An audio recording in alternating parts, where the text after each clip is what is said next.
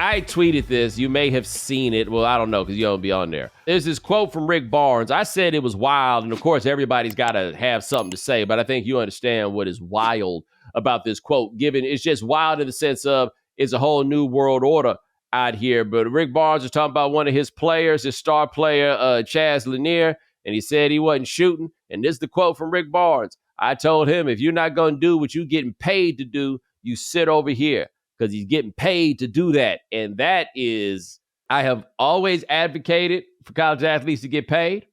I think they deserve to get paid because everybody else is getting paid. But I also recognize it might make things a little less fun. What I didn't quite recognize is that it might make things a little uncomfortable. Because technically, Rick Barnes is correct, although he's acting like it's his money, and it is not. He is technically correct in what he is saying, but that's not why we're into this game. Like it creates, and we've seen this with college football and all the transfers and everything else. We're damaging the aesthetic. And so what we talked about earlier with California is the value of a visual aesthetic. But this is an aesthetic in a more amorphous sense. But there's a value to the aesthetic, and the aesthetic is we weren't watching college football because everybody was so good. Right? We're watching in large part for the aesthetic, and stuff like that don't feel like I want my college sports to feel. Man, I mean, the thing is that, so yeah, Rick Barnes said that, and it still reveals that like the power dynamics are still a little messed up, right? Money can only cure but so much, right? And I'm glad that the boys and the girls are out there getting their money. Like, it's amazing, and I hope they get more of it. Like, I hope, like, when there's revenue sharing, that they get their deserved cut. But you're right, and I think it's also going to empower, like, sort of the worst instincts among coaches and fans, because everything leading up to this, like we said, which most predicted whether or not you supported college athletes getting paid, was racial identity, views on civil rights, right? And it's just like, I don't know if I'm gonna like y'all talking to them like that in public, you know? The power dynamic part becomes interesting because there will be some players who make not the same money as the coach, because the coaches are making way more money now than they used to, but they'll be making a decent bit of money. But they'll also still be like 19. They'll still be 20. And there's a power that certainly comes from just being the coach, being the grown-up that happens to be in the room. There's always been a power from being like the most excellent player, like a top 10 caliber sort of player. But once you get that money, you have sold some of that power, right? Like they like, hey, we paying you. We have an arrangement now. Yeah, you're going to need to deliver. But what I think has also happened, at least for me, because what I'm going to describe may have never been the case for a lot of other people, but I think for you and I, this becomes interesting. It becomes very difficult now for these players to ever be sympathetic figures. Ooh. And that's kind of a wild thing to consider about anybody at these ages. The 18-year-old far away from home or whatever it is, if you have been to college and remember what it's like to get there early, or you older and it was like to send your kids or just to see kids out there in college, that should be a sympathetic figure, right? That is still, even if they're getting some money, a vulnerable figure, because that money don't fix as much as people think. And that's kind of gone now because people who don't know shit about the territory love to tell people what comes with the territory. And now all this stuff is what comes with the territory.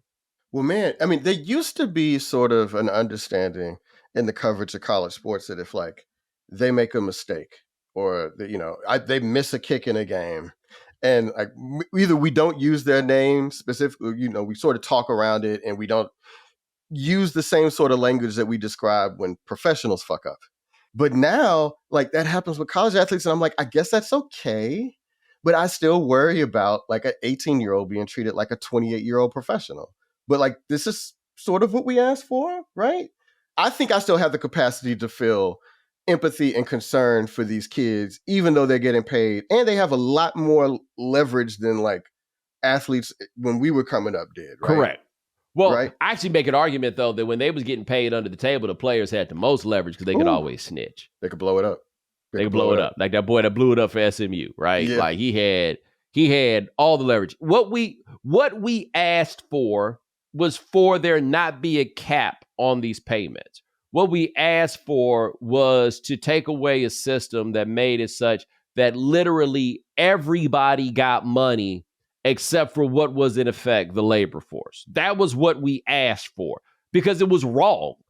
That doesn't mean that what we're getting is going to be as much fun to watch. But the fact that I don't find it to be as much fun to watch was not a justification for maintaining the status quo, or what was the status quo.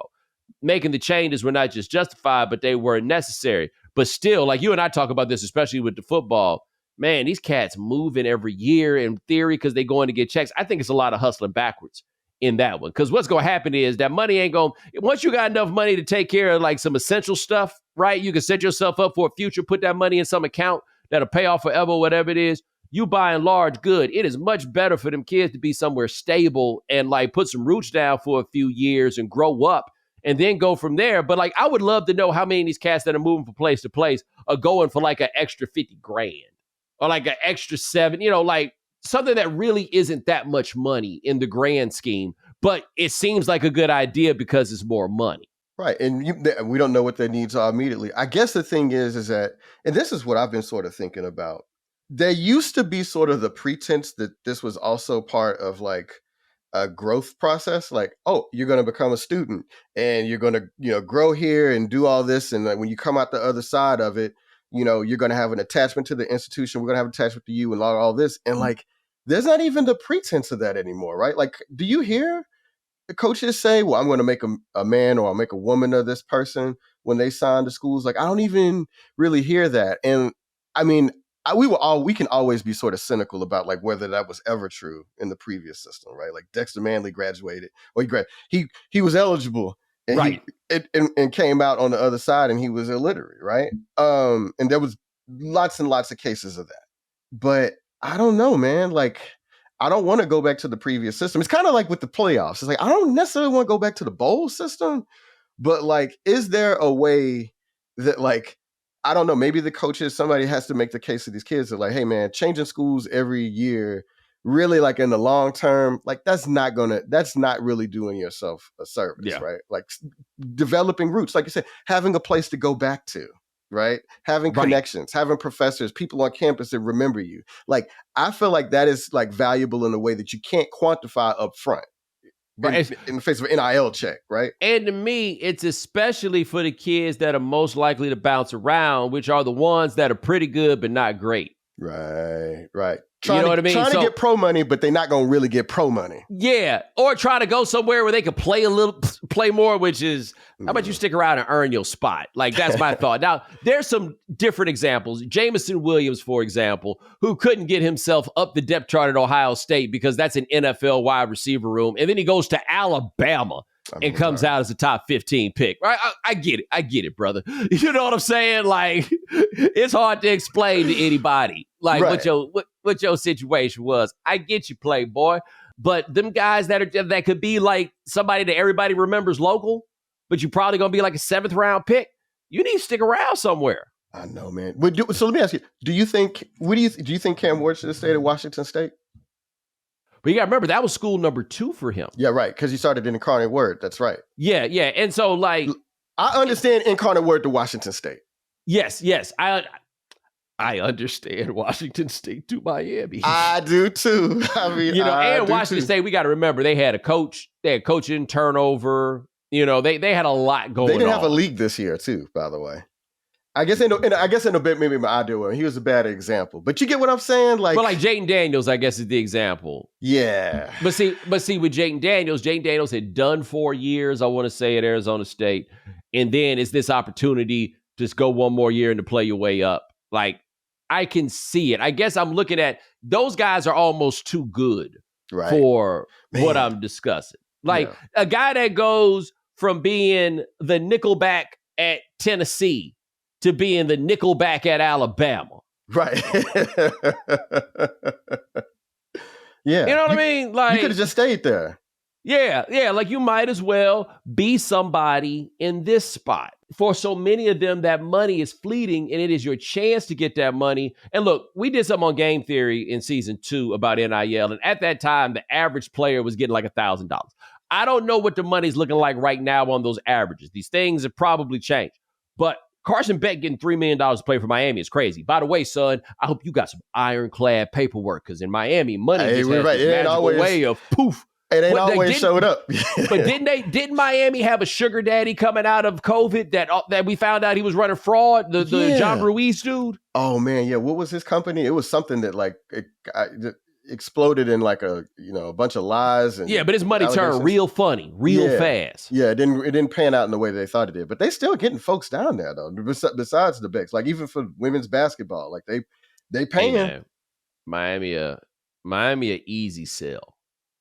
Yeah, it is. That's if you don't pay too close attention, the city of Miami in every way is a really easy sell. Well, and also, like, I realized I used a bad example with Kev because I've been to Pullman, and no offense to That's Pullman, what I'm saying. Washington. Yes, I'd leave. I've been there several times. There's very few places more remote in this country than Pullman, Washington. So I get it. Yeah. I mean, it's just, you go to Spokane and you drive east for 90 miles. You know what I mean? Oh, I thought you went to Moscow, Idaho, and then drove west. Oh, well, you could go to Moscow, but Moscow's just 10 minutes away on the other side of the state line. But yeah, man, they are right there next to each other, but there's nothing around. Like you get bad phone reception out there. You're on the way out there. Like it's still one of them places. So the look on your face when you said that. It's a beautiful Ansel Adams ass looking place, part of the world. It is gorgeous. I did not think I would want to spend a lot of time there. But yeah, man, I mean, I understand the Cam Ward piece of it, but the chasing. See, I guess the thing is like you talked about a kid going from Tennessee to Alabama, and this doesn't hold up this year. But they may be like, well, if I go to Alabama, they crazy down there, man. I've never played in front of a fan base like that. I might get a chance to play for a national championship. Like if you go to Alabama, it's reasonable to assume you're gonna have a chance to play for a national championship at some point. And I could see, but I'm like, how much is that actually worth? I don't know. It's for those kids to say, right? Because they'll be the ones that have to look back 20 years from now and be like, it was worth it or not. And maybe it is worth it. The NBA is in full swing and the NFL playoffs have begun, which means you could turn $10 into $1,000 in a single game watching your favorite teams only on Prize Picks. You can make a Prize Picks lineup between the NFL and the NBA in as little as 60 seconds. Sign up today and get $50 instantly when you play $5. You don't even need to win to receive the $50 bonus. It's guaranteed. Quick withdrawals, easy gameplay, and an enormous selection of players and stat types are what make Prize Picks the #1 fantasy sports app. So you make sure you go to prizepicks.com/Bomani and use code Bomani for a first deposit match up to $100. That's prizepicks.com/Bomani. Prize Picks, daily fantasy sports made easy.